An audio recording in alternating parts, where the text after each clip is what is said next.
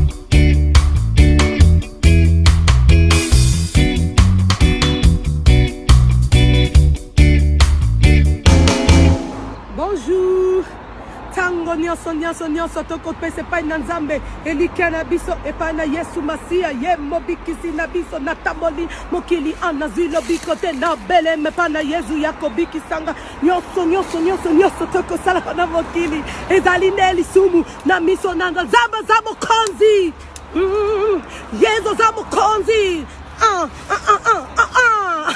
Mbote la bino nyonso bandeko nanga bayana ngai baleki nanga ba mama nangai ba papa nangai mbote en tout cas nazana sengo mingi ya koyesa bino lisolo oyo vraiment touché nga na motema en tout cas bayana ngai bato nyonso tu bozo soutenir nga baleki nanga merci beaucoup en tout cas na ebelo na koyesa bino te omoni ko liker ko aimer ko partager et loko ya moto o atie ezali facile tezaka Nzambe fa toucher bino yango na sengi bino nyonso tu merci beaucoup merci que Nzambe nanga abatela bino apambola bino akokisa nyonso tu obo senga la pai na ye merci Cameroun Nigeria Nigeria Congo Brazza Congo Kinshasa Pointe Noire na bosanite bato Europe na bosanite bato Amerika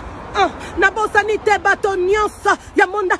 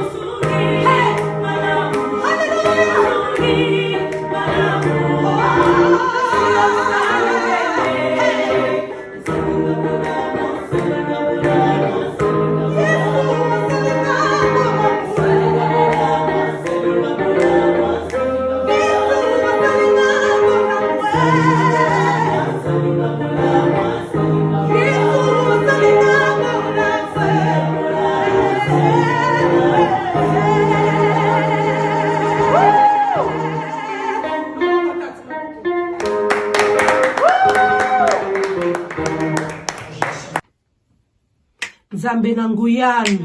Papa na lola toye pai na yo Yesu. Toyeko kumisa yo Nzambe. Nzambe abateli biso. Abateli na ba o bazolanda biso lelo. Ba o nyoso bazan l'hôpital. Tika lo boko na Nzambe za la kati na bango. Par le nom puissant de Jésus-Christ de Nazareth. Par le nom puissant de Jésus-Christ de Nazareth. Nzamba lola. Nzamba lola. Bikisa bango. Bikisa bango. Bikisa Congo. Bikisa Congo. Délivrez Congo. Délivrez Congo. Par le nom puissant de Jésus-Christ de Nazareth. Par le nom puissant de Jésus-Christ de Nazareth. Yesu za bolingo. Yesu za bolingo. Yesu ndeko na Yesu bolingo. ndeko na bolingo. Yo, oh linginga mingi, yo, oh kufela kingai. Oh, talisinga nzela. Yemba, alleluia. Ngai, nalingi kolo Yesu. Alleluia na Yesu. Alleluia na Yesu. Ngai, nalingi kolo Yesu. Kolo Yesu. Alleluia na Yesu. Kobato bakobo. Ya yo. Bakolinga satana.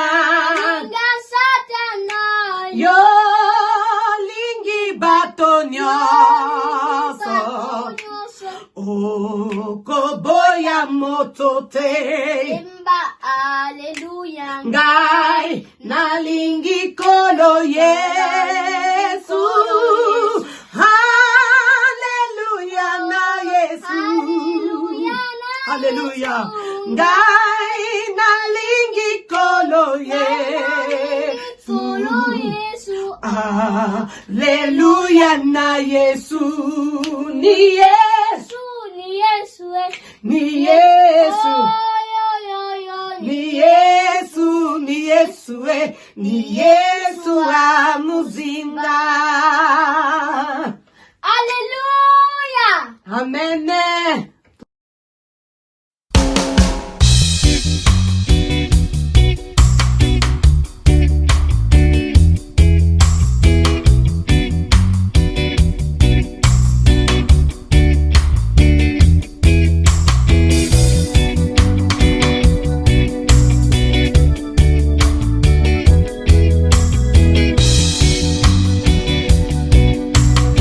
Laquelle? Mais j'ai pas encore fini.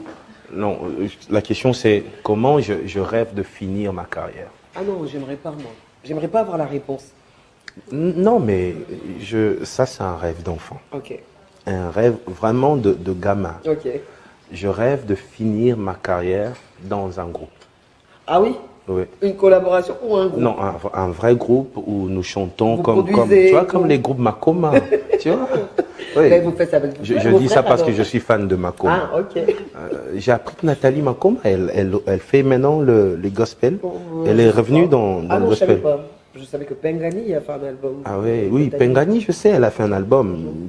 Mais Nathalie, est-ce qu'elle fait encore du gospel? Non, je n'ai pas de Moi, nouvelles. je prie qu'elle refasse du gospel. Ok. Vous voyez, parce que c'est un talent, c'est un bonheur, c'est voilà une voilà. Elle a la chose, elle a la chose. Mais après, mon rêve, c'est de finir ma carrière dans un groupe parce que j'ai commencé moi dans un groupe musical, un groupe de l'église. Et mon souci, c'est que un jour, avec, je sais pas, j'aurai combien d'artistes Bibomba Musique, peut-être 6, peut-être 7. Lorsque je vais décider de raccrocher, je vais demander aux artistes de Bibomba Musique qu'on constitue un groupe, qu'on fasse un album, et c'est là que je m'arrête. Ok. Vous entendez? Oui. Un album, on sera vraiment en uniforme, tu vois. Un boys band gospel. En fait. Exact, chorégraphie, on tournée, danse du style. la même chose, même genre. Oh, Moi, je suis manager. Manager? Oui. Non. Non.